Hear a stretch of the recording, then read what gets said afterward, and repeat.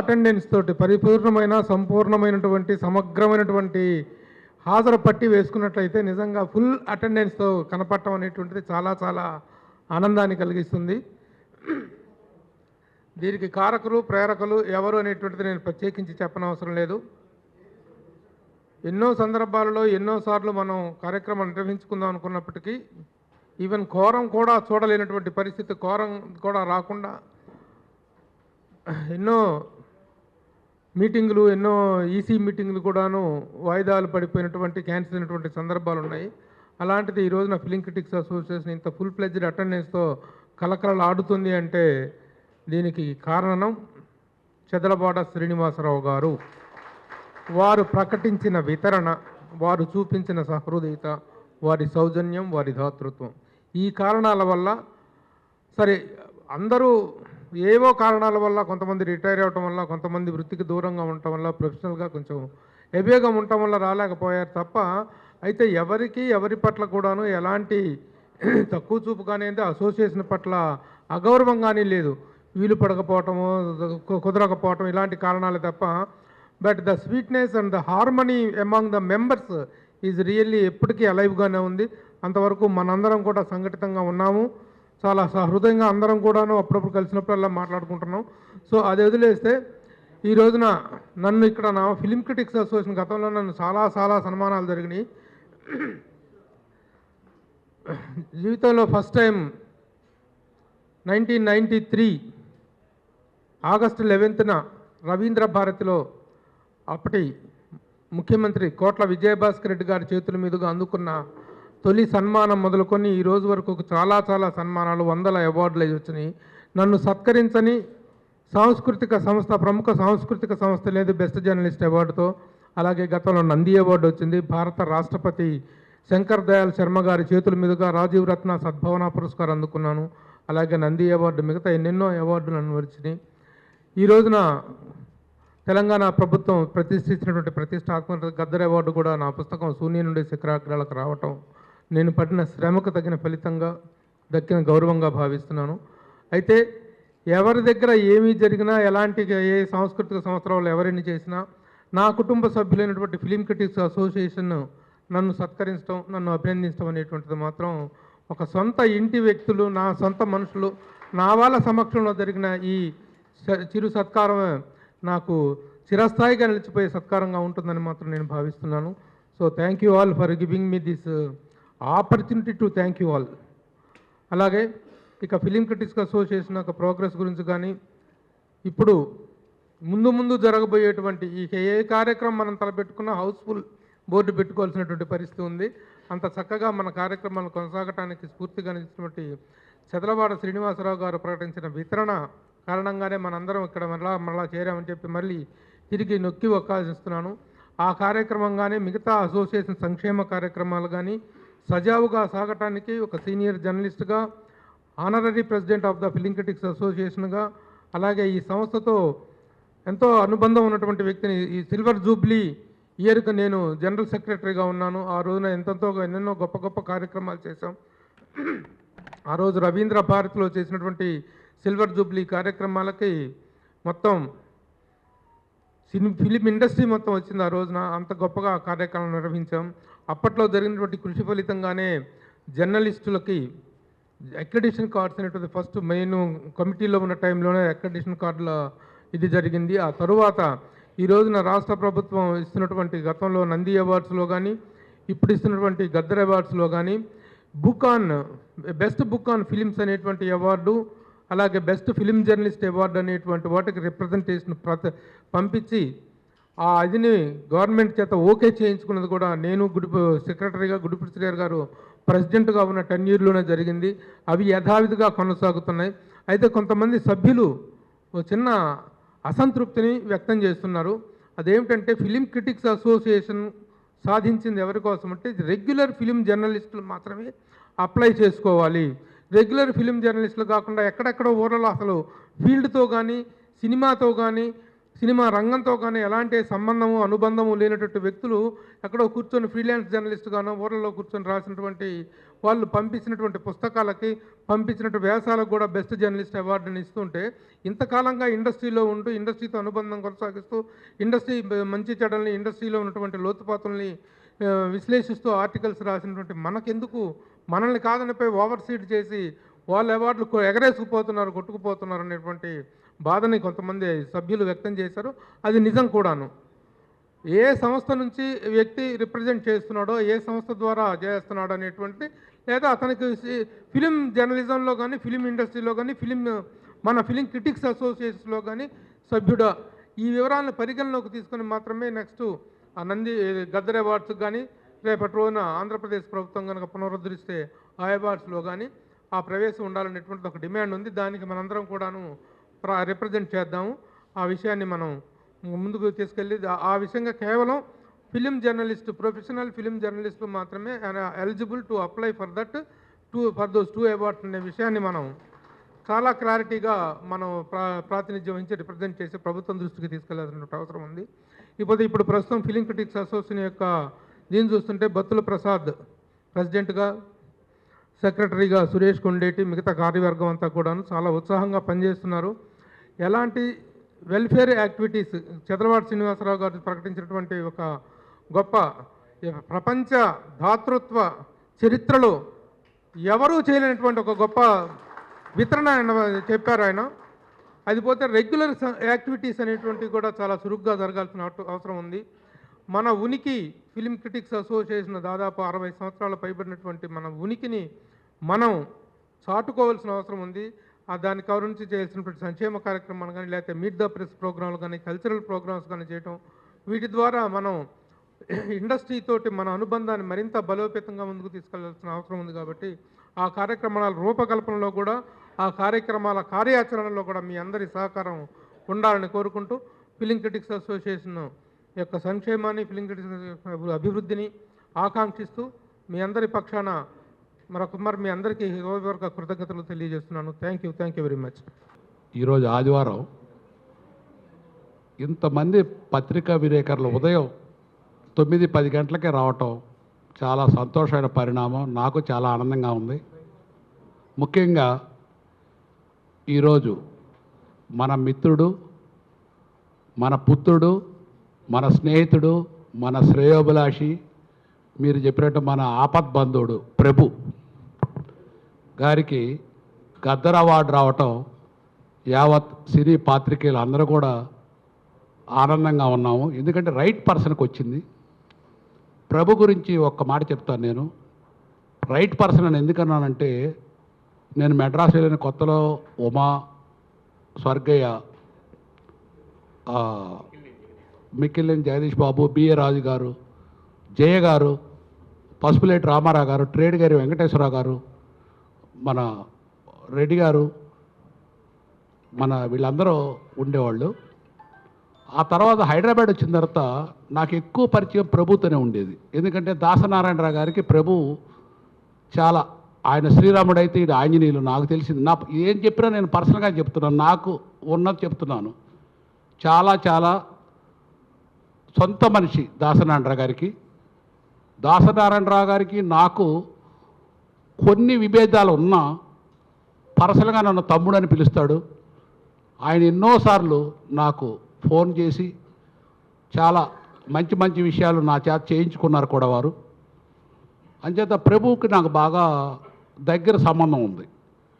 ఎందుకంటే ఈ మధ్యకాలంలో ప్రభువుకి నాకు ఇంకా దగ్గర అయ్యాం. కారణం ఏంటంటే, ప్రభు మీ అందరికీ తెలుసో తెలీదో, ఎవరికైనా సినిమా ఇండస్ట్రీలో ముఖ్యంగా జర్నలిస్టులకి ఎటువంటి అవసరం ఉన్నా, ఒక ఇంటి పని ఉన్నా, లేకపోతే ఏదున్నా సరే మన తల్ల నాలుగుగా తయారయ్యి ఆయన ఎవరి చేత మన ప్రెస్కి ఏదైనా ఉపయోగపడే పనులున్నాయో దగ్గరుండి చేయిస్తూ ఆయన, నేను అనుకుంటాను కొంతకాలం దాసనారాయణరావు గారు ఉండి కొద్దిమందికి చేసి ఉంటారేమో, కానీ ఇప్పుడు ప్రభు సినిమా ఇండస్ట్రీలో ప్రతి జర్నలిస్టులకి మంచి చెడు ఏదైనా అర్ధరాత్రి పూట ఏదైనా పని వచ్చినా మన ప్రభు ఉన్నాడు అనే స్టేజీకి భగవంతుడు ప్రభుని తీసుకెళ్ళాడు. ఇటువంటి ప్రభు మనందరి ఆరోగ్యాలు పోసుకొని ఇంకా ఇంకా మంచి చేయాలని మనందరికీ సినిమా ఇండస్ట్రీకి ముఖ్యంగా ఫిల్మ్ జర్నలిస్టులకి క్రిటిక్స్కి ఇంకా ఉపయోగపడాలని గద్దర్ అవార్డు ఇచ్చినందుకు మరొకసారి అందరి తరపున నా తరపున వారికి కృతజ్ఞతలు సంతోషం ఆనందం తెలియజేస్తున్నాను. ఇంకా ఈరోజు ఇక్కడ సండే పిలిచారు, మీ అందరూ కూడా రమ్మని సంతోషంగా వచ్చాను. మీరు అడిగిన క్వశ్చన్లన్నింటికి కూడా నేను ఆన్సర్ చెప్పడానికి రెడీగా ఉన్నాను. ఏమి దాపరికం లేదు. మీరు ఎటువంటి క్వశ్చన్లు నన్ను అడగండి, నేను నాకు మనస్సాక్షిగా ఎటువంటి ఇది లేకుండా మనస్ఫూర్తిగా చెప్తాను. Thank you. డియర్ ఫ్రెండ్స్, మన ఆహ్వానాన్ని మన్నించి చేసిన చదలవాడ శ్రీనివాసరావు గారు మన గౌరవాన్ని స్వీకరించడమే కాకుండా మనం అడిగేటువంటి ప్రశ్నలకి చిత్ర పరిశ్రమలో ముఖ్యంగా సంక్షోభాన్ని ఎదుర్కొంటున్న చిన్న సినిమాల స్థితిగతుల మీద ఆయనకు అపారమైనటువంటి అనుభవం ఉంది. ఆ అనుభవాన్ని పురస్కరించుకొని వాటికి సంబంధించిన విషయాన్ని మనం లోతుగా విశ్లేషించుకోవచ్చు. అలాగే వ్యక్తిగతంగా కానీ ఇతర వేరే ఏ విషయాలు కూడాను ప్రస్తావించవద్దు. చిన్న సినిమా గురించి మాత్రమే మాట్లాడుకుందాం. ఎందుకంటే ఈ రోజున చిత్ర పరిశ్రమ 200 పైగా సినిమాలు విడుదలవుతుంటే దాంట్లో దాదాపు పెద్ద హీరోలు 10-15 సినిమాలు పోను దాదాపు 170-180 సినిమాలు చిన్న నిర్మాతలే తీస్తున్నారు. చిన్న నిర్మాతల కారణంగానే చిత్ర పరిశ్రమ మనుగడ కొనసాగుతుంది. పెద్ద సినిమాలు సినిమాకి గ్లామర్ని తీసుకొస్తే చిన్న సినిమాలు చిత్ర పరిశ్రమకు ఫుడ్ పెడుతున్నాయి. కాబట్టి అలాంటి చిన్న సినిమా సంక్షోభంలో పడుతున్నటువంటి పరిస్థితులను విశ్లేషించుకుంటూ మనం మాట్లాడుకుందాం. Let us talk only pertaining to the questions pertaining only to the small budget films and the situations. Thank you. ఇతర రాష్ట్రాల్లో సినిమాకి ఒకలా వసూలు చేస్తే ఒక 3,000-4,000 వసూలు చేస్తే మన దగ్గరకు వచ్చేవాడు 10,000 తీసుకుంటున్నారు సార్. యూఎఫ్ఓ కానీ క్యూబుల్ కానీ. ఇది ఒక 100 థియేటర్స్లో ఒక చిన్న నిర్మాత రిలీజ్ చేస్తే అక్కడే 10 లక్షలు పోతుంది సార్. ఇది ఒక భారంగా తయారైంది. దీని గురించి ప్రభుత్వ పరంగా మనకు ఎలాంటి సపోర్ట్ ఉండాలి చిన్న సినిమాకి అనేది మీ మాటల్లో సార్.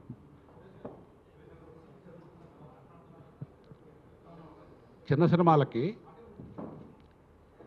ముఖ్యంగా వాయిస్ వస్తుందా బాబు? చిన్న సినిమాలకు ముఖ్యంగా ప్రభుత్వ సపోర్ట్ కన్నా కూడా మా ఫిలిం ఇండస్ట్రీ సపోర్ట్ చాలా అవసరం. ఫిలిం ఛాంబర్ సపోర్ట్ చాలా అవసరం. ప్రొడ్యూసర్ కౌన్సిల్ సపోర్ట్ చాలా అవసరం. ఎందుకనంటే ఒక చిన్న సినిమా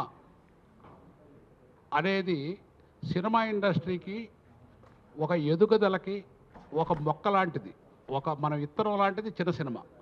మనం ఎంత పెద్ద చెట్టు అవ్వాలన్నా కూడా ఇత్తనం ఎంత అవసరం, చిన్న సినిమా అంత అవసరం. మీరు చూస్తే చిన్న సినిమా నుంచి జూనియర్ ఎన్టీఆర్ గారి దగ్గర నుంచి చిరంజీవి గారి దగ్గర నుంచి మీరు చూడండి, ఎవరైనా పెద్ద పెద్ద ఆర్టిస్టులు అయిన వాళ్ళు విజయ్ దేవరకొండ దగ్గర నుంచి అందరూ కూడా చిన్న సినిమాతోనే పైకి వచ్చారు. ఇంక్లూడింగ్ రాజమౌళి గారు, డైరెక్టర్స్ కూడా, కోదండరామరెడ్డి గారు కూడా, ఆఖరికి రాఘవేంద్ర గారు కూడా, దాసనారాయణరావు గారు కూడా స్వర్గం నరకం సినిమా. అంచేత చిన్న సినిమాలని బ్రతికిస్తే సినిమా ఇండస్ట్రీ పచ్చగా ఉంటుంది. అంచేత గవర్నమెంట్ కన్నా కూడా అవగాహనతో ప్రొడ్యూసర్ కౌన్సిల్ ద్వారా ఒక మంచి సినిమాలు తీసే నిర్మాతల్ని అన్ని రకాలుగా ప్రోత్సహించాలి. లోగడ మీకు గుర్తు ఉండి ఉంటుంది, ఒక 20-30 ఏళ్ళ నాడు చంద్రబాబు నాయుడు గారి గవర్నమెంట్లో కిషన్ రావు గారు FTC చైర్మన్గా ఉన్నప్పుడు చిన్న సినిమాలకు సబ్సిడీ ఇచ్చేవాళ్ళు. ఆ సబ్సిడీ ప్రవేశపెడితే ఈ పెట్టుబడి పోయిన ఒక సినిమాతో ఎప్పుడు కూడా సక్సెస్ వస్తుందని నమ్మకూడదు నిర్మాత. అంచేత దాన్ని పట్టుకొని ఎలాడితే గ్యారంటీగా డెఫినెట్గా మంచి సినిమా తీయగలరు ఏ నిర్మాత అయిన అనుభవంతో. అనుభవం ముఖ్యం. అందుకని గవర్నమెంట్ సైడ్ నా రిక్వెస్ట్ ఏంటంటే 2 గవర్నమెంట్లు కూడా, ఇప్పుడు వెనక ఒక గవర్నమెంట్ ఉండేది, ఇప్పుడు 2 గవర్నమెంట్లోనే కల కాదా, ఇద్దరుగా జాయింట్ ఒక కమిటీ వేసి చిన్న సినిమాలకి మంచి సపోర్ట్ చేస్తే మంచి మంచి కథలు బయటకు వస్తాయి. అంచేత గవర్నమెంట్లు కూడా చిన్న నిర్మాతలు ఎక్కువ ప్రోత్సహించాలి.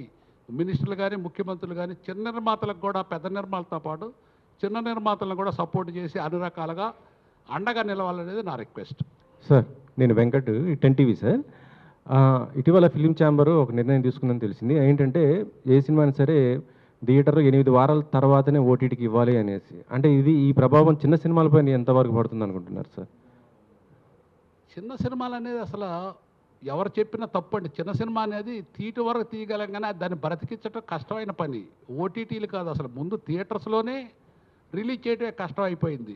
ఉదాహరణకు మీరు ఒక సినిమా తీస్తాము, మనం ఫ్రెండ్స్ దగ్గర స్నేహితుల దగ్గర ఆస్తమ్మో ఏదో సినిమా ప్రోడక్ట్ వరకు తయారు చేయగలం. అది రిలీజ్ అవ్వాలంటే ఇవాళ ఉండే పరిస్థితుల్లో సినిమాకి 5, 6, 10 మంది 20 మంది కన్నా ఓపెన్ రావట్లేదు. అందుకని థియేటర్కి జనం లోగల్లాగా అప్పుడు ఏమైందంటే తక్కువ సినిమాలు ఉన్నాయి కాబట్టి ఆడియన్స్ ఎక్కువ వచ్చేవాళ్ళు. ఇప్పుడు నెంబర్ ఆఫ్ పిక్చర్స్ ఎక్కువ ఉన్నాయి కాబట్టి ఆడియన్స్ తగ్గిపోయారు. అంచేత ఇంత పెద్ద థియేటర్లో ఇప్పుడు మీరు చూడండి, చెప్పాలంటే ఒక 5 ప్రయాణికులు ఉంటే ఒక బస్సు వెళ్తే దానికి ఆయిల్ ఎంత ఖర్చు అవుద్ది, ఒక రైల్లో ఒక 10 మంది 20 మంది ఉంటే ఆ ట్రైన్ ఎంత ఖర్చు అవుద్ది, ఒక విమానంలో ఒక 5, 6 ఎక్కితే ఆ విమానానికి ఎంత ఖర్చు అవుద్దో థియేటర్స్కి కూడా అంతే. దానికి తోడేమైంది, ఈ మోనోపలి తీసుకోవటం వల్ల చిన్న సినిమాకి పర్సంటేజీ లేకపోతే ఈ పొయ్యి ముఖ్యంగా అన్నిటికన్నా ఈ రేట్లు విపరీతమైన ఈ తిరుబండారు రేట్ల వలన ప్రేక్షకులు సినిమా రాపోవటం వలన అది నిర్మాతలు, ముఖ్యంగా చిన్న నిర్మాతలు నష్టపోతున్నారు. ఎంటైర్ విధానం మార్చాల్సిన అవసరం చాలా ఉంది. గవర్నమెంట్ ఆర్ ఫిల్మ్ ఛాంబర్ ఎవరైనా సరే ఖచ్చితంగా ఇండస్ట్రీ చిన్న నిర్మాత పరిస్థితి అసలు బాగాలేదు, అది 100% సత్యం. గతంలో మీరు ఒక మాట అన్నారు సార్, అంటే ప్రొడ్యూసర్స్కి ఒక వాల్యూ ఉండేది, కానీ ఇప్పుడైతే డైరెక్టర్లు కానీ ఇటు హీరోలు కానీ ప్రొడ్యూసర్కి అంత వాల్యూ ఇవ్వట్లేదు అన్నది. ఎందుకు ఈ మార్పు ఇట్లా అయిపోయింది? ప్రొడ్యూసర్ అనేవాడు ఒక క్యాష్ బ్యాంక్ లాగా అయిపోయాడు, ఎందుకంటే సార్? ఎందుకు అవుతారు? నేను అయ్యానా? సరైన నిర్మాత ఎవరికి ఎందుకు లొంగుతాడు? ఎప్పుడు ఎదుటోళ్ళ తప్పు ఉండదు, మనదే తప్పు ఉంటుంది. ఇప్పుడు నేను పెద్ద సినిమాలు తీయగలను కదా, ఎందుకు తీయను? నా పరిస్థితులు రామారావుతో, నాగేశ్వరరావుతో, కృష్ణరాజు గారితో నేను పెద్ద సినిమాలు తీశాను కదా, శోభన్ బాబు గారితో. ఇవాళ ఎందుకు తీయట్లేదు? ఆ హీరోలు ఆ రోజు కాస్ట్ ఆఫ్ ప్రొడక్షను, ఆ డిసిప్లైను, ఆ సిన్సియారిటీ, ఆ ఆనెస్టీ ఇవాళ లేదు కాబట్టి నేను చిన్న సినిమాలు నాకు తగ్గవి తీసుకుంటున్నా. నిర్మాత చేరికి విలువ తగ్గించట్లా నేను. సార్, చిత్ర పరిశ్రమలో 24 క్రాఫ్ట్లు ఉన్నాయి, 24 శాఖలు ఉన్నాయి. కానీ ఏ శాఖకి ఉన్న అసోసియేషన్ ఆ శాఖ ఉంది. డైరెక్టర్ అసోసియేషన్ ఉంది, cameraman association, dancers, fighters, productions అందరికీ ఉన్నాయి. అలాగే ప్రొడ్యూసర్స్ కూడా ప్రొడ్యూసర్స్ కౌన్సిల్ ఉంది. కానీ ఏ ఇతర ఆర్గనైజేషను, ఏ ఇతర అసోసియేషన్ కూడా దాంట్లో నుంచే పక్కకెళ్ళి వేరు కుంపట పెట్టుకోవాలి. దాంట్లోనే ఉండి సమస్యల పరిష్కారానికి ప్రయత్నించుకుంటున్నారు. కానీ ప్రొడ్యూసర్ కౌన్సిల్లో నుంచి కొంతమంది నిర్మాతలు బయటకు వచ్చి బయటికి రాకుండా బయటకు వచ్చి ప్రొడ్యూసర్స్ కౌన్సిల్లో మెంబర్స్గా కొనసాగుతూనే గిల్డ్ అనేటువంటిది ఒకటి పెట్టుకున్నారు. ఈ గిల్డ్కి యొక్క ప్రయోజనాలకి, కౌన్సిల్ యొక్క ప్రయోజనాలకి మధ్య విభేదం ఏర్పడుతుంది. ఇది చాలా అగాధాన్ని సృష్టిస్తుంది. ఇండస్ట్రీలో సమస్యలు అనగానే పెద్ద నిర్మాతలు, పెద్ద హీరోలు, పెద్ద స్టార్ సినిమాలకి తప్ప చిన్న సినిమాల తాలూకు సమస్యల్ని అడ్రస్ చేసేటువంటి ఒక వ్యవస్థ లేకుండా పోయింది. అసలు అలా వేరుపట్టాన్ని ఆ కౌన్సిల్ గిల్డ్ అనేటువంటిది ఏర్పడటానికి ఏర్పడిన పరిస్థితుల గురించి చెప్పండి. దానివల్ల చిన్న సినిమాకి ఎలాంటి అన్యాయం జరుగుతుందో చెప్పండి. ఇప్పుడు మీరు చూడండి, 2 కుటుంబాలు ఉన్నాయనుకున్నాం. ఒక కుటుంబం పేద కుటుంబం, ఒకటి రిచ్ కుటుంబం అయిందనుకోండి. పేద కుటుంబంలో అన్నదమ్ములు కలిసికట్టుగా పనిచేస్తున్నారు. పెద్ద కుటుంబంలో అన్నదమ్ములు తండ్రి పెంచి పెద్ద అయిన తర్వాత ఒక 4 కొడుకులు అయితే అందరూ 2 కొడుకులు నేను డబ్బులు బాగా సంపాదించాము, మీతో మాకు సంబంధం లేదని బయటికి వెళ్ళిపోతే ఆ కుటుంబం ఎట్లా ఉంటుందో మా సినిమా ఇండస్ట్రీ కూడా అట్లానే అయిపోయింది. ఎవరైతే పెరుగుతున్నారో సినిమా ఇండస్ట్రీ ద్వారా వాళ్ళ 4 ఒకటయ్యి ఇది కేవలం బిజినెస్తో. ఇప్పుడు యాక్చువల్గా నిజం చెప్పాలంటే భగవంతుడు గాలి, నీరు ఇవన్నీ ఇచ్చారు కాబట్టి మనం అందరం పీల్చుకుంటున్నాం. అదే వీళ్ళ చేతిలో ఒకటి ఆక్సిజన్ కూడా మనకు రానియకుండా కొని మేము 4 బతకాలంటారు ఈ గిల్డ్ అనేవాళ్ళు. గిల్డ్ అనేది ఒక విష పురుగు, విష సంస్కృతి. నేను గవర్నమెంట్కి కూడా చాలాసార్లు చెప్పాను, మళ్ళీ చెప్తున్నాను. ఈ విష సంస్కృతి పోషించే సినిమా పెద్దల్ని గవర్నమెంట్ ప్రోత్సహించవద్దు. అది సినిమా ఇండస్ట్రీకి దండగా. మీకు ఓట్లేసి గెలిపించేది మా చిన్న నిర్మాతలు, కార్మికులే. కానీ మీరు గెలిచిన తర్వాత ఈ పెద్ద నిర్మాతలు వెనక తిరగటం, పెద్ద నిర్మాతల మీద ఫోటోలు దిగటం, ముఖ్యంగా ఈ గిల్లోళ్ళ మీద ఫోటోలు దిగటం గవర్నమెంట్ చేసేది మంచి పద్ధతి కాదు. సార్, శ్రీనివాసరావు గారు, చిన్న సినిమాకి మీరు ఇచ్చే నిర్వచనం ఏంటి? అసలు ఎంత బడ్జెట్ వరకు ఉంటే అది చిన్న సినిమా? దాని పారామీటర్స్ ఏంటండి? అసలు వీళ్ళ కొన్ని సినిమాలు చిన్న సినిమాగా స్టార్ట్ చేసినవి పెద్ద అయిపోయినాయి కూడా ఉంటున్నాయి. దీనికి నిర్వచనం చెప్పండి, కరెక్ట్ నిర్వచనం. యాక్చువల్గా పెద్ద సినిమా కానీ చిన్న సినిమా కానీ కరెక్ట్గా తీస్తే 30 రోజులు కాల్ షీట్ చాలండి హీరోయి. ఇప్పుడు మీరు చూడండి, వెనక విశ్వనాథ్ కానీ, ఎంఎస్ విశ్వనాథన్ కానీ లేకపోతే చక్రవర్తి గారు కానీ మిగతా మ్యూజిక్ డైరెక్టర్లు అందరూ కూడా ఒక పాట హాఫ్ డేలో కంప్లీట్ చేశారు. 3 పాటలు ఒక సినిమాకి 6 పాటలు ఉంటే 3 రోజుల్లో కంప్లీట్ అయిపోయాయి.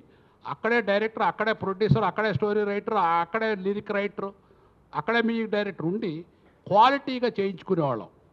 ఇప్పుడు ఈ అధునాతన సంగీతం ఇవన్నీ వచ్చేసి అసలు డైరెక్టర్కి ఆ సినిమా ఏదో వచ్చిందో తెలియదు, ఆ పాట బయటకి ఏదో వచ్చిందో తెలియదు, ప్రొడ్యూసర్కి తెలియదు, ఎవరికి తెలియదు. అట్లా అయిపోయింది ఈ అధునాతన మ్యూజిక్ వలన. పాత పద్ధతిలో చేసినప్పుడే క్వాలిటీ పిక్చర్ సాంగ్స్ వచ్చాయి. మీరు చూడండి, ఇప్పుడు ఎక్కడ ఏ పెళ్ళికి వెళ్ళినా పాత సినిమాల పాటలు వినపడతాయి కానీ కొత్త సినిమాల పాటలు వినపడవు. వీటి వల్ల ఈ అధునాతన పద్ధతుల వల్ల క్వాలిటీ తగ్గిపోయింది. 30 రోజులు చాలండి ఏ సినిమా షూటింగ్ చేయాలన్నా. ఉదయం 7 గంటల కాల్ షీట్ వేసుకొని రాత్రి 6 దాకా చేస్తే క్వాలిటీ పిక్చర్ ఖచ్చితంగా వచ్చింది. అంతేగాని మీరు 2 గంటలకు వేసుకొని కాల్ షీట్ వేసుకొని ఒక 2-3 గంటలు చేసి కాస్ట్ ఆఫ్ ప్రొడక్షన్ పెరిగి సినిమా ఇండస్ట్రీ మంచిది కాదంటే అది కరెక్ట్ కాదు. క్వాలిటీ ప్రోడక్ట్ రావాలంటే డిసిప్లిన్గా చేస్తే గ్యారంటీగా వస్తుంది. బడ్జెట్ ఎంతవరకు ఉండాలండి చిన్న సినిమాకి? అసలు చిన్న సినిమాకి నాకు తెలిసి 3 నుంచి 5 కోట్లలో మంచి పిక్చర్ తీయొచ్చు. అది దాటితే ఇంకా పెద్దది కిందేనండి? పెద్ద అంటే ఇక ఏం పెద్ద చెప్పండి, ఖర్చు ఎక్కువ పెట్టుకొని అనవసరమైన ఖర్చులు మీరు ఖర్చు పెట్టిన దాంట్లో 10% స్క్రీన్లో కనపడితే 90% వేస్ట్ బుట్టలో పడిపోతున్నాయి. అది అందరికీ నష్టమే, అది కరెక్ట్ కాదు. డిసిప్లిన్ లేదు. వెనక అడవి రావుడు 26 రోజుల్లో తీశారు.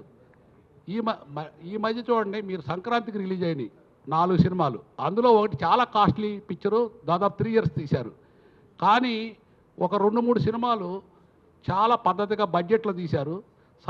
ఈ సంక్రాంతికి వచ్చిన ఆడియన్స్ చరిత్రలో ఎప్పుడు రాలేదండి. అంతమంది వచ్చారు సంక్రాంతికి ఆడియన్స్ సినిమా చూడటానికి, పబ్లిక్. కానీ ఆడిన సినిమాలు ఏంది, ఈ డిసిప్లిన్గా బడ్జెట్లో తీసిన సినిమాలే పెద్ద హిట్ అయినాయి. మీరు చూడండి, అవి కూడా ఒక 2-3 సినిమాలు చాలా పెద్ద హిట్ అయినాయి. అవి నెంబర్ ఆఫ్ డే షూటింగ్ తక్కువ, బడ్జెట్ కంట్రోల్లో ఉన్నాయి. ఆ నిర్మాతలు అందరూ కూడా బాగా సంపాదించుకున్నారు. శ్రీనివాసరావు గారు నమస్కారం అండి. మీరు ఫిలిం క్రిటిక్స్ అసోసియేషన్కి ఇవాళ మీటింగ్ వచ్చినందుకు అందరి తరఫున ధన్యవాదాలు. చిన్న సినిమా ఈ రోజున ఈ స్థితికి రావడానికి పరిశ్రమే కారణం కొంతమంది అని చెప్పేసి అనుకుంటున్నారు. మీ అభిప్రాయం ఏంటి? అదే ఇప్పుడు ఎవరు తీసారో, ఇప్పుడు పెద్ద పెద్ద సంస్థలు, ఉషా కిరణ్ ఎట్లాంటి సినిమాలు తీశారు, ఎల్వి ప్రసాద్ గారు ఎట్లాంటి సినిమాలు తీశారు, రామానాయుడు గారు ఎట్లాంటి సినిమాలు తీశారు, ఇప్పుడు మంచి మంచి సంస్థలు మనుషులు లేకపోయినా వారసత్వం ఆర్టిస్టులు రన్ అవుతున్నారు. కానీ వారసత్వం ఈ ప్రొడ్యూసర్స్ రన్ కావట్లేదు. కారణం ఏంటంటే అసలు సినిమా ఇండస్ట్రీలో ఖర్చు పెట్టిన డబ్బు వెనక్కి రాదు. 99%, వెనక 90% వచ్చేది. ఇప్పుడు తగ్గిపోయింది. కారణం ఏంటంటే డిసిప్లిన్ లేకపోవటం, ప్రొడక్ట్ మన చేతిలో లేకపోవటం. సార్ నమస్తే అండి, ప్రకాష్ అండి. సార్ మీరు గతంలో 2022-23లో కొన్ని సినిమాలు రిలీజ్ కూడా చేశారు మీరు. ఇప్పుడు సమస్య చిన్న సినిమాలకి థియేటర్లే దొరకట్లేదు అనేది ఒక పెద్ద సమస్యగా ఉంది సార్. చిన్న సినిమా తీసినప్పుడు థియేటర్ దొరకకపోతే ఏం చేయాలి అసలు నిర్మాత? మీరు చిన్న సినిమాలు తీసి మీరు కూడా కొద్దిగా ప్రాబ్లం ఫేస్ చేసినట్టుగా ఉంది. మీ పర్సనల్ ఎక్స్పీరియన్స్ ఏంటి రిలీజ్ టైంలో? ఇప్పుడు చిన్న సినిమా తీసే నిర్మాతలకి మినిమంగా 60-70 స్క్రీన్స్ అన్నా లేకపోతే అసలు సినిమా వచ్చింది పోయింది అనేది కూడా ఎవరికి తెలిసే పరిస్థితులు ఉండదు సార్. థియేటర్ లభించాలంటే ఆ థియేటర్లో ఉన్న కబంధ హస్తాల నుంచి బయటికి ఎలా రావాలి? చిన్న నిర్మాతలకు ఆ థియేటర్ ఎలా దొరకాలి? దానికి ఏదైనా మార్గం ఉంటే చెప్పండి సార్. నేను ఆల్రెడీ మీ అందరూ తెలుసు, 15 ఏళ్ల క్రితం మినీ థియేటర్స్ కడదామని ప్లాన్ చేశాం. మా ఛాంబర్ ద్వారా మినీ థియేటర్స్ పాంప్లెట్స్ చేస్తే 400 తీసుకెళ్లారు ఒక్క రోజులో. కానీ మాకు కావాల్సింది ఏంటంటే గవర్నమెంట్ సైడ్ నుంచి కోఆపరేషన్ లేదు. గవర్నమెంట్ సైడ్ నుంచి కోఆపరేషన్ ఉంటే చిన్న థియేటర్ లైసెన్స్ 50 నుంచి 200 వరకు ప్రతి కమ్యూనిటీలో, ప్రతి సెంటర్లో, ప్రతి సందులో, ప్రతి మార్కెట్ బిజీగా ఉన్న చోట చిన్న థియేటర్లు కడితే ఒక చిన్న సినిమాలు బ్రతకటమే కాక అన్నిటికన్నా చిన్న సినిమాల వల్ల మంచి వెరైటీ పిక్చర్స్ బయటకు వస్తాయి. ఇప్పుడు కేరళలో ఎక్కువ పిక్చర్స్ సక్సెస్ అవడానికి కారణం ఏంటంటే నావాటి ఫిల్మ్స్ తీస్తారు, వాళ్ళు బడ్జెట్లో తీస్తారు. అక్కడ చిన్న థియేటర్లు ఎక్కువ ఉన్నాయి. ఇక్కడ కూడా ఈ పెద్ద థియేటర్లు పెద్ద సినిమాలకు వాడినా చిన్న థియేటర్లకి గవర్నమెంట్ మినీ థియేటర్ లైసెన్స్లు ఇస్తే ఒక టైప్ ఆఫ్ పిక్చర్స్ చిన్న సినిమాలు చాలామంది తీస్తారు. డెఫినెట్గా బాగుంటుంది. మినీ థియేటర్లు కనుక స్టార్ట్ చేస్తే చాలా బాగుంటుంది. సార్ ఇప్పుడు హీరోలు లేకపోతే పెద్ద కాస్టింగ్ డైరెక్టర్ పెద్ద ఉన్నప్పుడే వ్యాపారం అవుతుంది కదా. అలాంటప్పుడు ఈ ఓటీటీ ప్లాట్ఫామ్స్లో ఈ సినిమాలు ప్లే చేయడానికి అవకాశం ఉండట్లేదంటే, అంటే హీరోని చూసి ఓటీటీలు కొండవా ఉంటున్నాయి. ఎందుకంటే మనకున్న 3-4 ఓటీటీ మెయిన్. సో థియేటర్స్లో ప్రూవ్ అయితే వాళ్ళు కొంటారు. ఒకవేళ లేదంటే వీళ్ళు పాపం మొత్తం సర్వనాశనం అయిపోతున్నారు నిర్మాతలు, చిన్నోళ్ళు అంటే చిన్న బడ్జెట్, వాళ్ళకి అవకాశం ఉండట్లేదు. అంటే ఈ ఛాంబర్స్ అన్నీ ఉన్నాయి కదా, మీ తరఫున అప్పట్లో ఏదో ప్రపోజల్ వచ్చినట్టుంది. ఓటీటీ ప్లాట్ఫామ్ ఛానల్స్ తరఫున అంటే మీ ఛాంబర్స్ తరఫున లేదా ప్రొడ్యూసర్ కౌన్సిల్ తరఫున అలాంటి ఏదైనా ప్రపోజల్ చేసి వీళ్ళందరికీ ఒక ప్లాట్ఫామ్ సృష్టిస్తే అట్లీస్ట్ రెవెన్యూ షేర్ కానీ ఓ చిన్న అమౌంట్ కానీ వాళ్ళు ఊపిరి పీల్చుకోవడానికి అవుతుందేమో అని ఒక ఆలోచన ఉంది. అదొక్కసారి దాని మీద ఏమన్నా మీ అభిప్రాయం చెప్పండి సార్. యాక్చువల్గా ఈ ఓటీటీ అనేది మీరు మొదల నుంచి తీసుకుంటే ఫస్ట్లో మనకి టీవీ సీరియల్స్ వచ్చాయి, ఆ తర్వాత కేబుల్ టీవీ వచ్చింది, ఆ తర్వాత మన దగ్గర జెమినీ టీవీ ఈ టీవీలు వాళ్ళు కొన్ని కొనేవాళ్ళు. ఇప్పుడు దానికి ప్రత్యామ్నాయంగా ఓటీటీ అనేది ఒకటి పేరు పెట్టారు తప్ప ఇందులో ఏం తేడా లేదు. ముఖ్యంగా హీరోలు గుర్తుపెట్టుకోవాల్సింది ఏంటంటే ఆ రోజుల్లో టీవీ సీరియల్ రామానంద సాగర్ గారిది రామాయణం సినిమా వచ్చింది, మహాభారతం వచ్చింది. ఆ హీరోలు ఎవరికన్నా ఇవాళ యాడ్లో కానీ ఎక్కడన్నా కనపడుతున్నారా మనకి? ఒక కనపడేది థియేటర్స్లో ఆడియన్స్ చూసి సమూహంగా చప్పట్లు కొట్టే హీరోలే ఇవాళ యాడ్స్లో సినిమా కన్నా కూడా యాడ్స్లో ఎక్కువ డబ్బు తీసుకుంటున్నారు. థియేటర్ వ్యవస్థ బాగుంటేనే హీరోలు కానీ లేకపోతే ప్రొడ్యూసర్స్ కానీ ఆ కళ కానీ ఉంటుంది. ఇది మాత్రం ఈ ఓటీటీ అనేది ఎక్కువ రోజులు ఉండదు నాకు తెలిసి. ఇప్పటికే చాలా దెబ్బతిరిపోయింది అది. సినిమాలే ఎప్పటికీ పర్మనెంట్గా ఉంటాయి, థియేటర్సే బాగుంటాయి. అందుకని థియేటర్స్ని మనం నిర్మాతలు సినిమా ఇండస్ట్రీ థియేటర్లు బతికించుకోవటం ఎట్లా అనేది ముఖ్యం. థియేటర్లు ఉంటేనే బాగుంటుంది. ఇవన్నీ ఓటీటీలు నమ్మకం పెట్టుకోవద్దు. సార్ శ్రీనివాస్ గారు, సొరకే ఎన్టీఆర్ గారితో, ఏఎన్ఆర్ గారితో, సోహన్ బాబు గారితో ఎన్నో బ్లాక్ బస్టర్లు ఇచ్చిన మీరు తర్వాత ఎందుకు చిన్న సినిమాల వైపు మళ్ళట కారణాలు ఏంటి? అలాగే భవిష్యత్తులో అయినా పెద్ద హీరోలతో సినిమా తీసే ఆలోచన ఉందా? అలాగే మీ అబ్బాయి కూడా హీరోగా కొన్ని సినిమాలు చేశారు. సో మీ వారసత్వంగా సినిమా ఇండస్ట్రీలో ఎవరు ఉంటారు అంటే? ఇప్పుడు నేను సినిమాలు తీసిన హీరోలు ఎవరు? కృష్ణరాజు గారు, లేకపోతే శోభన్ బాబు గారు, నాగేశ్వరరావు వీళ్ళే కదా. నాకు అప్పుడు తీసిన డైరెక్టర్లు ఎవరు? అజయ్ కుమార్ గారు, లేకపోతే పి చంద్రశేఖర్ రెడ్డి గారు, సదాశివరావు గారు. ఇప్పుడు నేను పెద్ద సినిమాలు మానేస్తే వాళ్ళు కూడా సినిమాలు మానేశారు. కారణం ఏంటంటే ఆ క్వాలిటీ ప్రొడక్ట్, ఆ క్వాలిటీ పీపుల్ బాగా తగ్గిపోయారండి. అంత తప్ప నేను ఇప్పుడు తీయగలను. కాకపోతే ఏంటంటే నేను ప్రొడ్యూసర్ చేతిలో సినిమా ఇండస్ట్రీ ఉండే రోజులు ఇప్పుడైతే కాదండి. ఇప్పుడు ఏ పెద్ద నిర్మాత సంతోషంగా ఉన్నారో గుండె మీద చేసుకొని చెప్పానండి. నేను సంతోషంగా ఉన్నాను. కారణం ఎందుకంటే నేను పెద్ద సినిమా తీయట్లేదు కాబట్టి సంతోషంగా ఉన్నాను. ఖచ్చితంగా మా పద్ధతిగా ఉండి వాళ్ళ రెమ్యూనరేషన్ ధర్మంగా, తక్కువద్దు, ధర్మంగా ఉంటే నేను తీస్తాను, ఎవరితో తీస్తాను. సార్ నా పేరు నవీన్ సార్. సార్ చిత్రపూరి కాలనీకి సంబంధించిన కొన్ని ఇష్యూస్ లాస్ట్ అంటే బ్యాంక్ ఆప్షన్కి వెళ్ళడం జరిగింది. దానికి గాను మీరు ఎంతో పెద్ద హృదయంతో చాలా బిగ్ అమౌంట్ ఇవ్వగలిగారు. అది ఎంత డే స్టెప్ అంటే అక్కడ ఉన్న వాళ్ళు కూడా కొంతమంది చిత్రపూరి కాలనీకి సంబంధించిన ఫిల్మ్ ఇండస్ట్రీ వాళ్ళు ఉన్నారు, అట్లనే బయట వాళ్ళు కూడా దాంట్లో ఉండటం జరిగింది సార్. దాంట్లో చాలా అవకతవకలు కూడా జరిగినాయి. దాని గురించి మీరు ఏం చెప్తారు సార్? అవకతవకలు అనేవి అంతకుముందు జరిగినాయి. అది కూడా నాకు ఈ మధ్య రిపోర్ట్ వస్తే తెలిసింది. బట్ నేను చిత్రపురి కాలనీకి సపోర్ట్ చేసి వాళ్ళు నాకు ఆ చిత్రపురి కాలనీ మీద ఆ డాక్యుమెంట్స్ రిలీజ్ చేసిన తర్వాత ఎటువంటి ఇది జరగలేదు. 100% కరెక్ట్ అది. కానీ చిత్రపురి కాలనీ నా పార్టీ ఎంతవరకు అంటే ఒక కార్మికులకు సంబంధించిన ఇళ్ళు, ఇది బ్యాంక్ ఆక్షన్ వేసి ఎవరికో పెద్ద వాళ్ళకి ఆ స్థలం అంతా పోద్ది కాబట్టి ఆ స్థలాన్ని నేను నిలబెట్టి ఆ కార్మికులు ఆ ఇంట్లో ఉండటానికి నేనేదో ఉడత సాయం చేశాను. అది కూడా నేనేం వాళ్ళ ఊరికి ఇవ్వలేదు, అప్పే ఇచ్చాను. వారు నాకు ఎప్పటికైనా ఇస్తారు. నాకు కాకపోతే ఏంటంటే అది ఎవరికో పోకుండా ఆ చిత్రపురి కార్మికులకు ఉన్నది కాబట్టి నాకు సంతోషం, ఒక మంచి పని చేశానని. 4800 మంది అండి.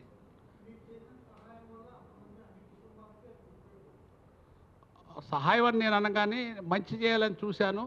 అందరూ ఇప్పుడు దాని వాల్యూ కూడా విపరీతంగా పెరిగిపోయింది. మీరు తెలుసు, మొన్న యాక్షన్ పెడితే 178 కోట్లు పోయింది ఎకరం చిత్రపురి కాలనీ పక్కన. నేను దానికి సపోర్ట్ చేసిన రోజు అది 20 కోట్లే ఉంది ఎకరం. అంచేత ఏ పర్లేదు, మంచి పని చేశారు, అది పెరిగింది. అది మన కార్మికులకే ఉంటుంది ఆస్తి. Sir good morning sir. ఇప్పుడా మీరు లెక్కండి, అది సుమారు 70 ఎకరాలు ఇంటూ 200 14,000 కోట్లు. Sir good morning sir. నా పేరు హనుమంతరావు సార్. చిన్న సినిమాలే చాలా డేట్లు చూసుకొని చాలా కష్టంగా ఉంది వాళ్ళు రిలీజ్ చేసుకోవడానికి. పెద్ద సినిమాలు ఏమైనా ఉన్నాయంటే వాటిని ఆ రేంజ్ చూసుకొని వీళ్ళు కొన్ని డేట్లు ఫిక్స్ చేసుకుంటున్నారు. ఆ టైంలో కూడా రిలీజ్ అని పెద్ద సినిమాలని ఆ టైంలోనే రిలీజ్ చేస్తున్నారు. ఒక నిర్మాతగా దీన్ని మీరు ఎంతవరకు సమర్థిస్తారు? దాన్ని ఇప్పుడు ఇండస్ట్రీ రిలీజ్ డేట్ అనేది ప్రొడ్యూసర్ చేతిలోనే ఉంటుంది, ఎవరికి సంబంధం లేదు. అది మనం పెద్ద సినిమా చిన్న సినిమా మీరు చూస్తే ఒక పెద్ద హీరో సినిమా మీద ఆనంద్ సినిమా పడింది. సినిమాలో క్వాలిటీ ఉంటే ఆనంద్ పెద్ద హిట్ అయింది, ఆ పెద్ద హీరో సినిమా ఏం ఆడలేదు. అట్లానే హీరోలు అంటే ఏదేమైనా ముళ్ళు మీద ఆకు పడినా ఆకు మీద ముళ్ళు పడినా ముళ్ళుకే నష్టం కాబట్టి చిన్న నిర్మాతలు కొంచెం జాగ్రత్తగా మంచి డేట్ ప్లాన్ చేసుకోవటం మంచిది. అంటే పెద్ద సినిమా లేని రోజు అయితే కొంచెం బెటర్. హీరోలు ఆ పెద్ద డైరెక్టర్ నలుగురు వీళ్ళందరికి మించి మోనోపలి చేసేవాళ్ళు వీళ్ళందరికన్నా సినిమా ఇండస్ట్రీలో ఎవరు గ్రీన్ రోజు పాడిగేది ఆదాయం సినిమా ఇండస్ట్రీ పెద్ద అయినా క్యూబుఎఫ్ వాళ్ళు మాత్రం పచ్చగా ఉన్నారండి.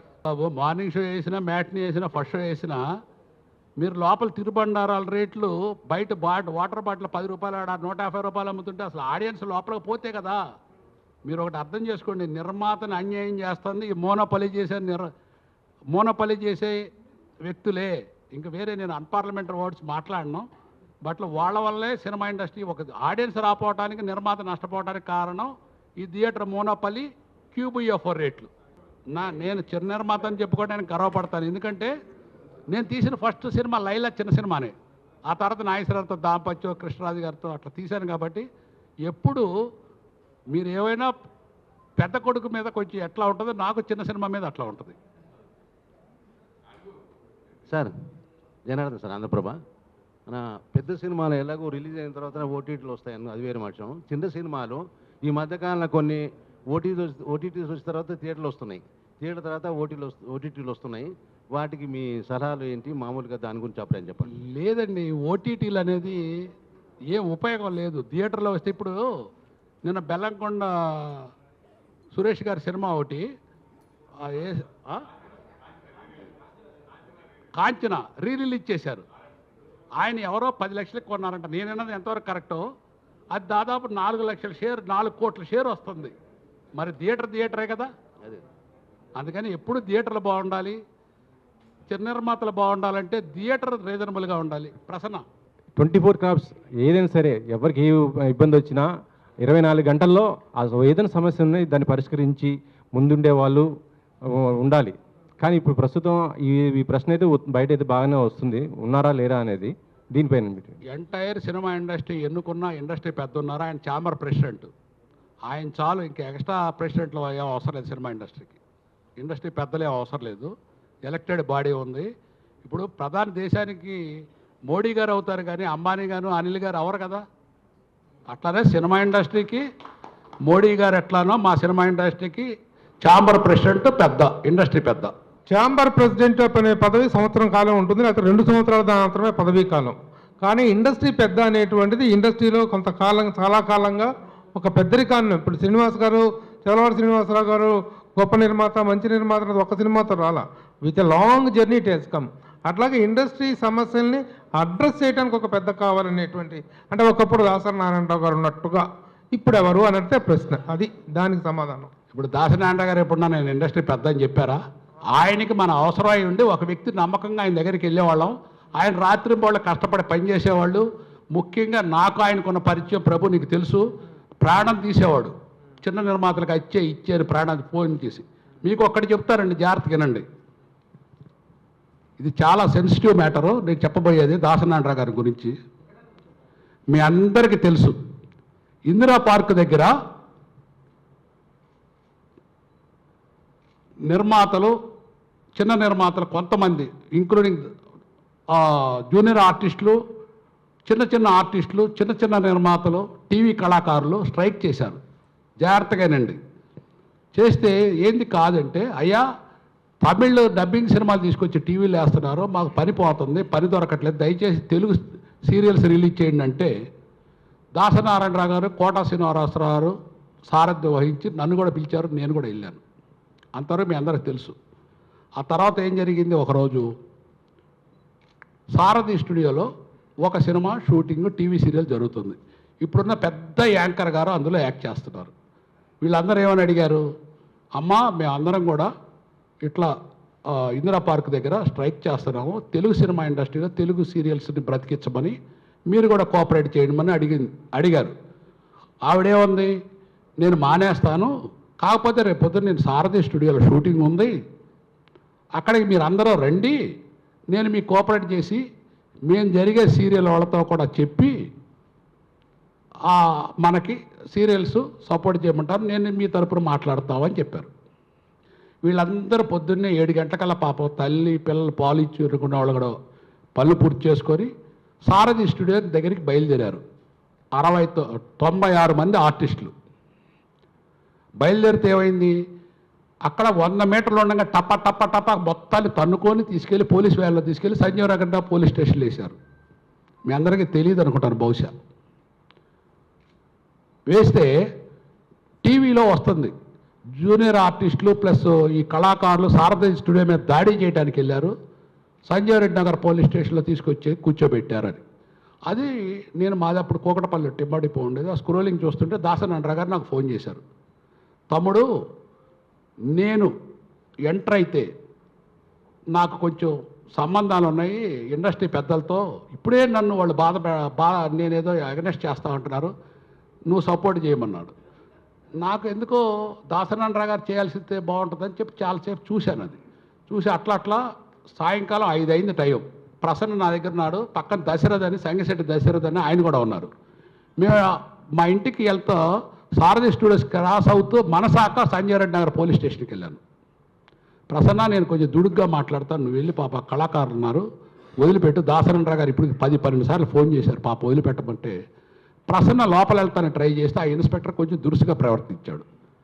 నేను కారులో ఉండి చూశాను. చూస్తే ఇక నాకు ఆగలేక నేను వెళ్ళాను. ఏందండి అంటే, ఏం లేదండి, సెంట్రల్ మినిస్టర్ గారు ఒక ఆయన ఉన్నారు, వారి ఆధ్వర్యంలో అప్పుడు పోలీస్ కమిషనర్ గారు వీళ్ళంతా కలిసి ఇట్లా దమ్మికి వచ్చారు, తీసుకొచ్చి లోపల వేసామంటే కళాకారుల దగ్గరికి వెళ్ళాను లోపలికి. ఏం జరిగిందంటే ఇది చెప్పారు, అయ్యా మేము ఒక ఆర్టిస్ట్ దగ్గరికి వెళ్ళాము, రాజీకి రమ్మని ఇండస్ట్రీ పెద్దని పిలుస్తున్నారు అక్కడికి, ఇండస్ట్రీ పెద్ద ప్రొడ్యూసర్ని, వారేమో మాట్లాడకుండా తీసుకెళ్ళి లోపల వేసేసారు మమ్మల్ని అంటే, నేను వెళ్ళి వాళ్ళని రిక్వెస్ట్ చేసి వదిలిపెట్టుకునే పరిస్థితి వచ్చింది. అది ఈ ఇండస్ట్రీ పెద్దలు చేసిన పని. అంచేత చిన్న సినిమాలకి ఎవరైనా సరే ఇవాళకి ఏ ఇండస్ట్రీ పెద్ద అయినా ఛాంబర్లో కానీ చిన్న నిర్మాతలతో కానీ చిన్న థియేటర్లు బతికేయటం, ఈ మోనోపల్లి బతికేయటం, అన్నిటి మించి క్యూబ్ యూఎఫ్ఓ అనేది చివరిలో ప్రొడ్యూసర్కి తులసినీయాల్ని పోయాల్సిన స్టేజిలో చిన్న నిర్మాతకి వీళ్ళు తీసుకొచ్చి సైనైడ్ పోస్తున్నారు క్యూబ్ యూఎఫ్ఓ రూపంలో. అది సినిమా ఇండస్ట్రీ దౌర్భాగ్యం. వీటి మీద ఎవరన్నా ఒక్కళ్ళు మీటింగ్ చేశారా ఇవాళ వరకు చెప్పండి?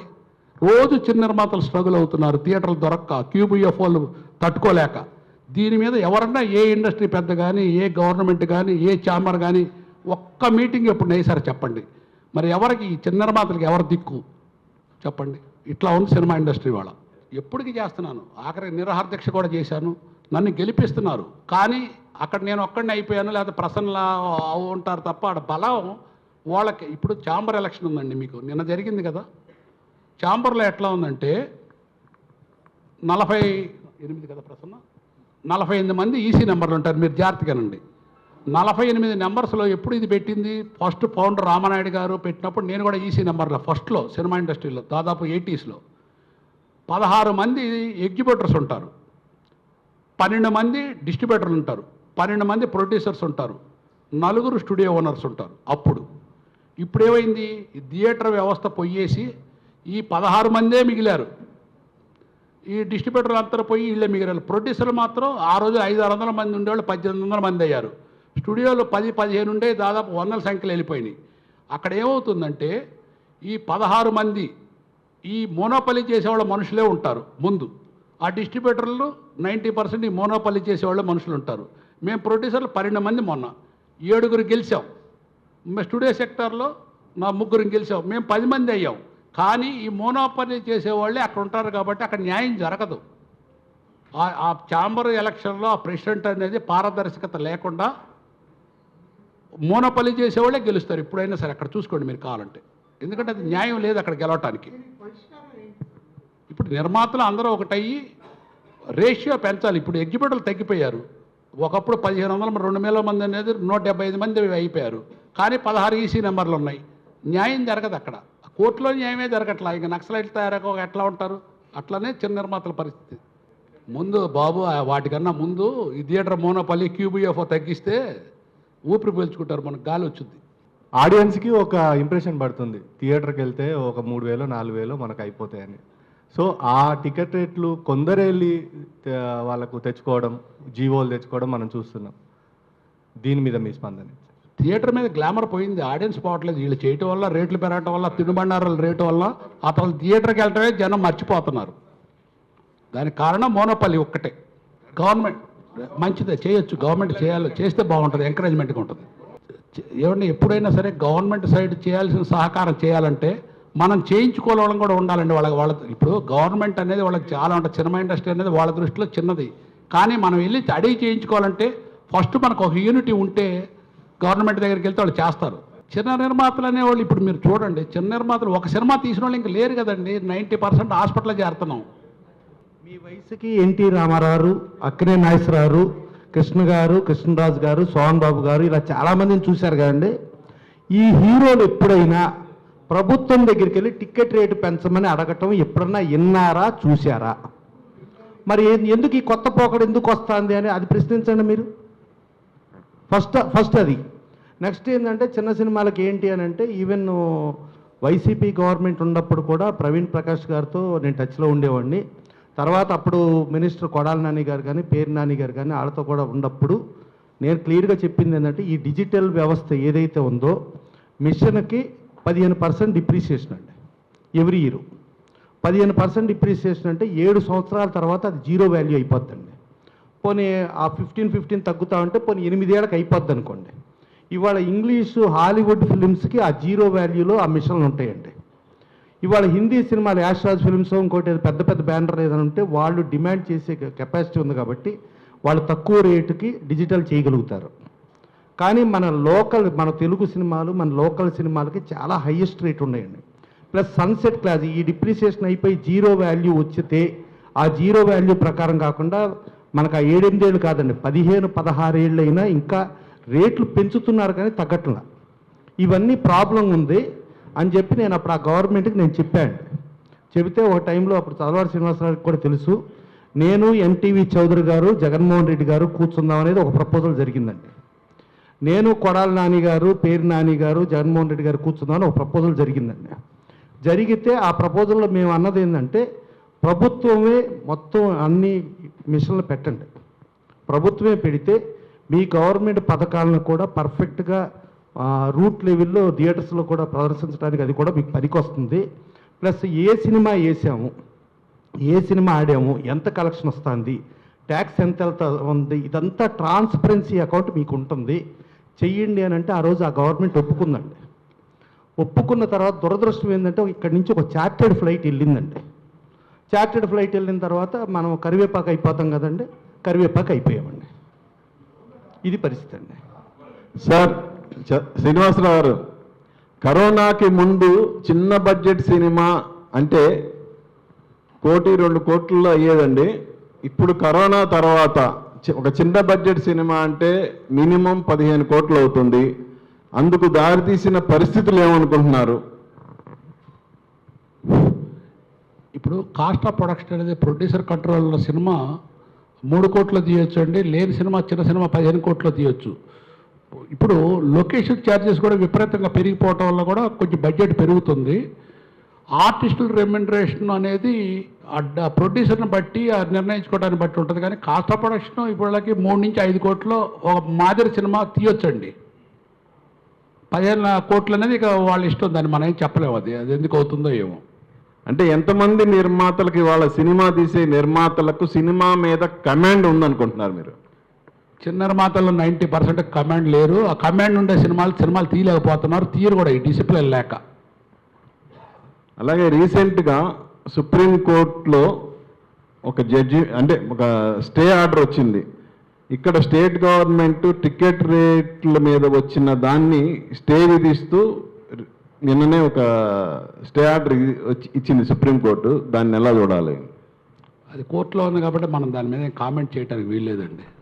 మీరు చెప్పింది single window system, location charges, ఐదోషం, చిన్న సినిమా నా చిన్నప్పటి నుంచి వింటున్నాను కానీ ఏ అంగళం ఉపయోగం లేదు నాయన. గవర్నమెంట్ సైడ్ నుంచి ఎటువంటి ఒక్కరోజు కూడా చిన్న నిర్మాతల్ని పెట్టి మీ సమస్యలు ఏంది అని అడిగిన గవర్నమెంట్ ఒక్క రాజశేఖర్ రెడ్డి తప్ప ఎవరిని చూడలేదు ఇవాళ వరకు. సార్ శ్రీనివాసరావు గారు సార్ ఇంతకుముందు మీరు చాలా భారీ బడ్జెట్ చిత్రాలు తీశారు, అన్ని రకాల చిత్రాలు తీశారు. ఇప్పుడు ప్రజెంట్ ఉన్న సిచ్యువేషన్లో ఒక చిన్న సినిమాను బతికించడానికి మీరు మళ్ళీ ప్రొడ్యూసర్గా ఒక చిన్న సినిమాలు అంటే ఒక న్యూ టాలెంట్ను ప్రోత్సహించే విధంగా కొత్త డైరెక్టర్లను, కొత్త టెక్నీషియన్లను, కొత్త ఆర్టిస్టులను పరిచయం చేస్తూ మీరు చిన్న సినిమాలు ఎందుకు తీయకూడదు, మీరు అంటే సపోర్ట్ చేస్తూ అంటే క్వాలిటీ ఉంటే ఖచ్చితంగా చిన్న సినిమాలైనా జనాదరణ పొందుతాయని ఇప్పుడు చాలా సినిమాలు నిరూపించాయి సార్. మీరు ఆ వేలో ఎందుకు ప్రయాణించకూడదు అని ఒక చిన్న సందేహం ఉంది సార్. ఇప్పుడు ఒక్కరు ఇప్పుడు ఆయన క్వశ్చన్కి ఆయన తెర వెనకుండి ఎన్ని సినిమాలను బయటేశాడో మీకు తెలుసా? అది ఎవరికి తెలియదు. ఎగ్జాంపుల్ చెప్తాను. బెక్కం వేణుగోపాల్ ఒక సినిమా తీశాడు సార్. గిరిధర్ గారు ఆయన చెప్పనివ్వండి సార్. ఇప్పుడు వినండి సార్. ఆయన ఆయన హలో చెప్పరు బాబు. హలో గిరిధర్ గారు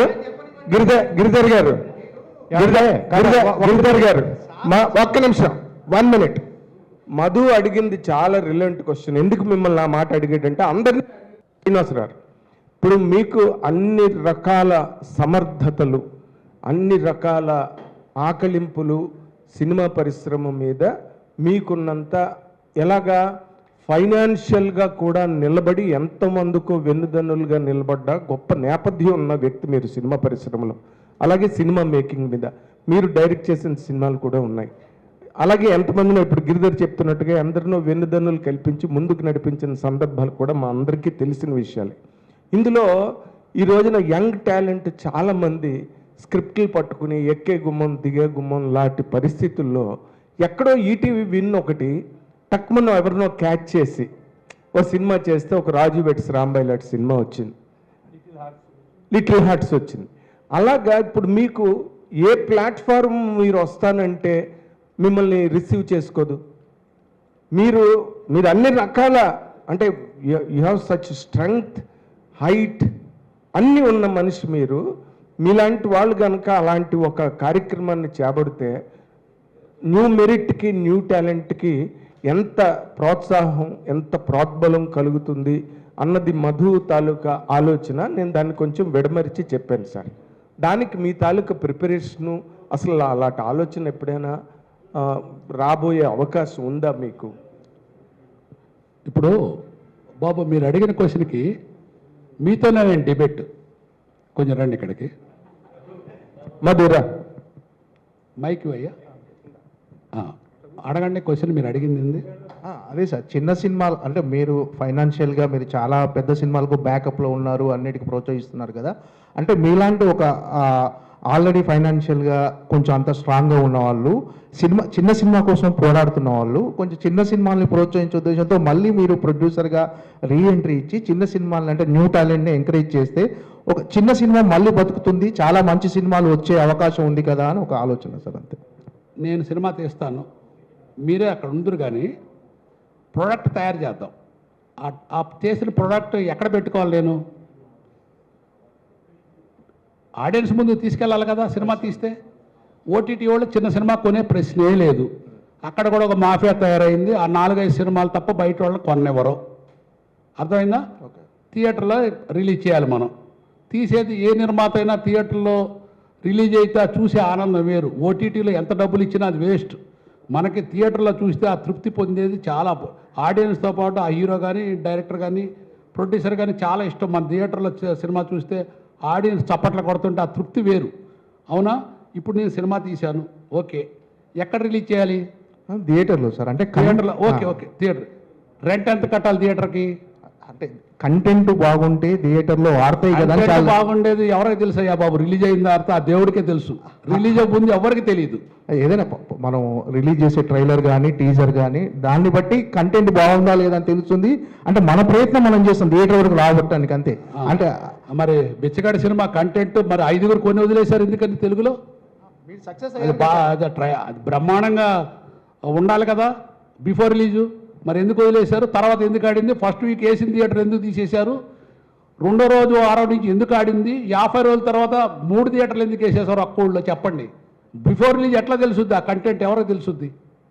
రిలీజ్ చేయడానికి ముందే వీడి పని అయిపోతుంది కదా. QUFO డబ్బులు కట్టలేక, పబ్లిసిటీ చేయక ఆ థియేటర్ ఫస్ట్ వారు నేను కాబట్టి ఏదో నాకు మయూరి ఫిల్మ్స్ అండుంది కాబట్టి బిచ్చగాడి సినిమాకి ప్రాణం పోసి, లేకపోతే మాతృదేవభావ సినిమా కెఎస్ రామారావు గారు ప్రొడ్యూసర్ కాబట్టి ఆయన కట్ చీఫ్లు ఇచ్చి దాన్ని నిలబెట్టబట్టి ఆడింది. శంకరాభరణం సినిమా ఎన్ని ప్రొజెక్షన్లు వేశారు, అదే ఇవాళ పరిస్థితుల ఈ 3 సినిమాలు ఒక్కరోజు ఆడతాయా? కారణం ఈ men heaters, cinema heaters, cinema రాక్షసులు చిన్న సినిమాని రక్తం తాగుతున్నారు. వీళ్ళకి మించి క్యూబీఎఫ్ వాళ్ళు చివరి నిమిషంలో ప్రొడ్యూసర్కి తులసి నీళ్ళు పోయాల్సిన క్యూబీఎఫ్ వాళ్ళు సైనైడ్ పోస్తున్నారు చిన్న నిర్మాతకి. అది సినిమా ఇండస్ట్రీ వాళ్ళ పరిస్థితి.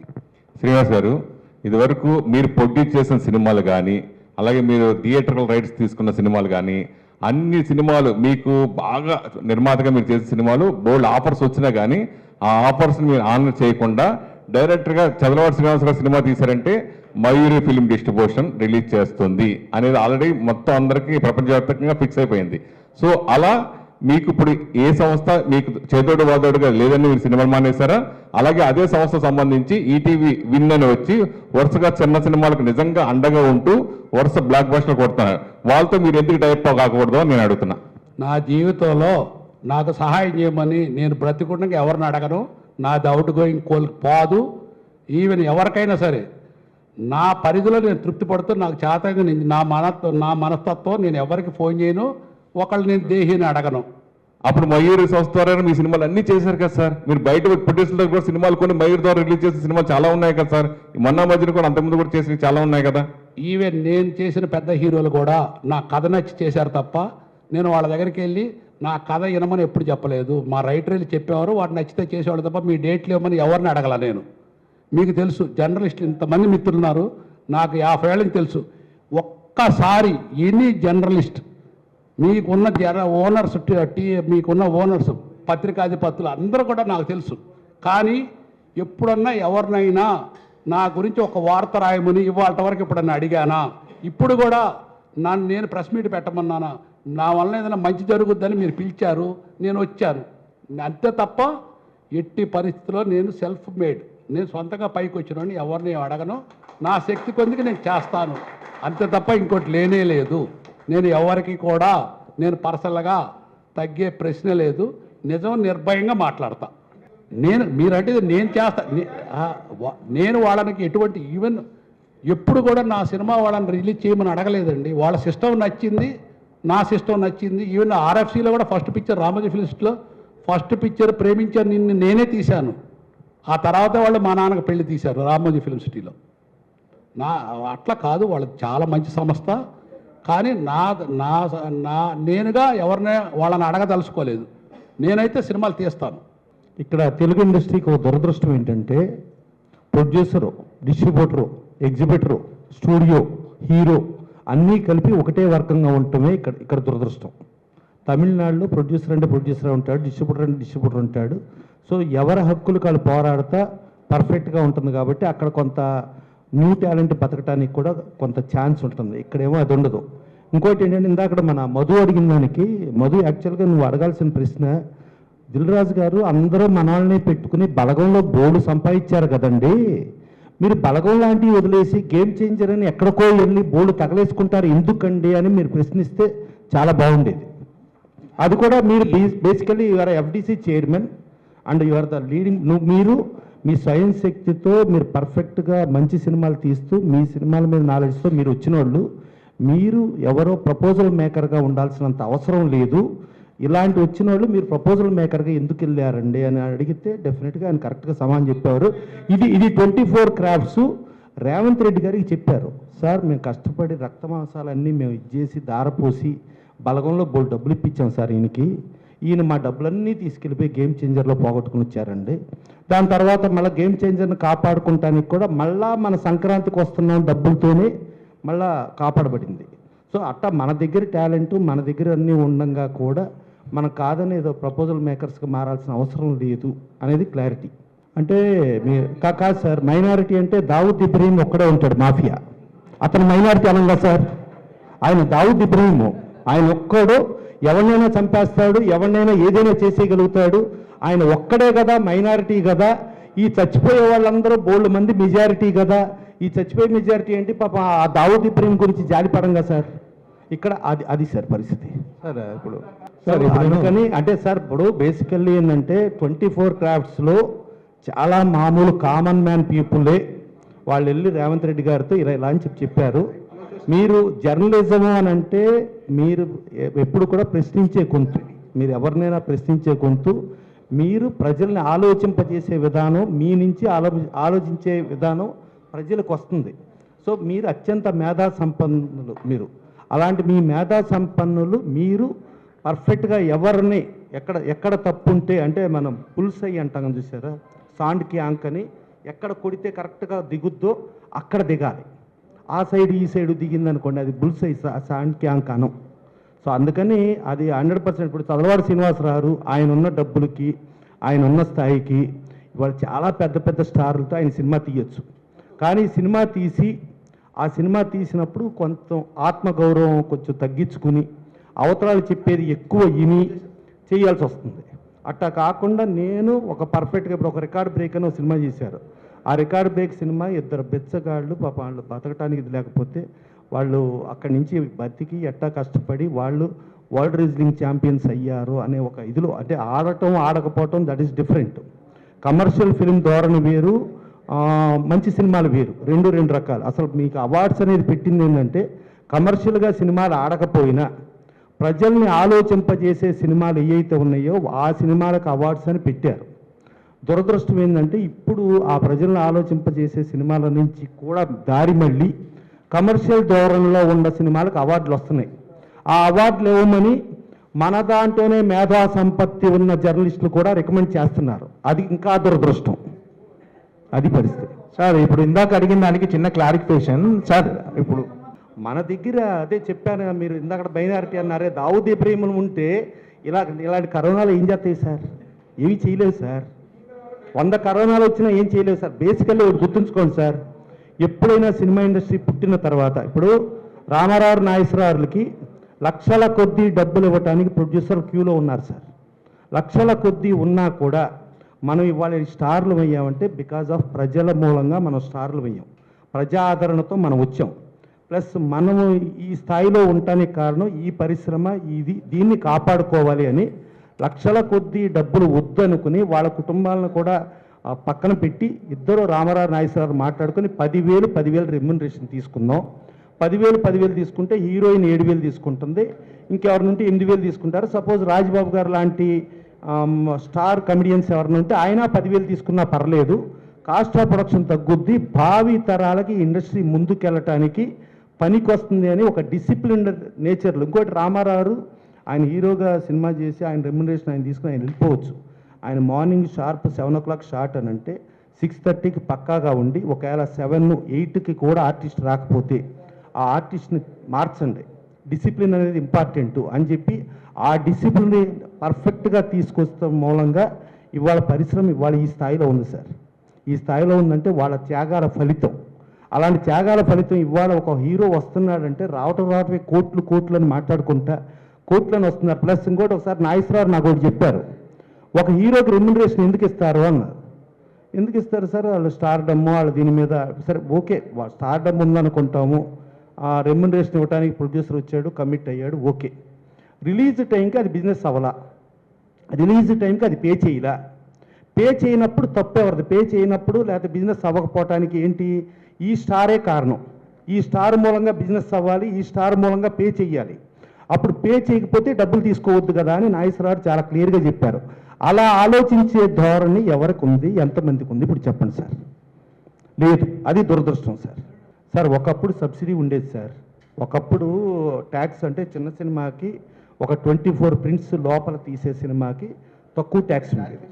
అంటే బేసికల్లీ ఒకటి ఏంటంటే సార్, ఇవాళ మనం ఇప్పుడు మీరు ఏదంటే ఆ రాత్రి ఎవరో ఒకరు చనిపోయారన్న దాని మీదే ఫోకస్ అయ్యింది. కానీ లిటరల్గా చెప్పాలంటే 4 ఫ్యామిలీ కలిపి ఈచ్ 3,000 రూపాయల టికెట్తో 4 3 12,000 రూపాయలతో ఆ రోజు నైట్ సినిమాకి వెళ్ళారు సార్.